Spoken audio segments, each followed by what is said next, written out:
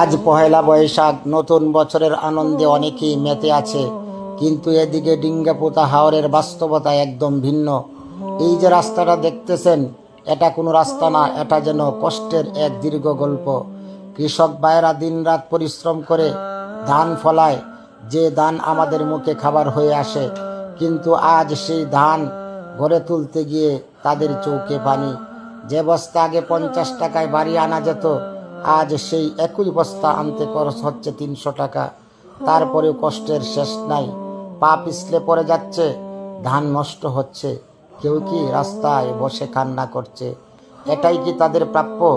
যারা দেশের মানুষকে খাওয়ায়, তাদের জন্য কি একটা ভালো রাস্তা আমরা দিতে পারলাম না?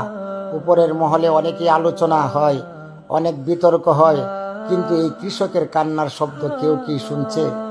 আজ নতুন বছর, আমরা শুধু একটা প্রশ্ন রাখতে চাই, কৃষকের এই কষ্ট কবে শেষ হবে?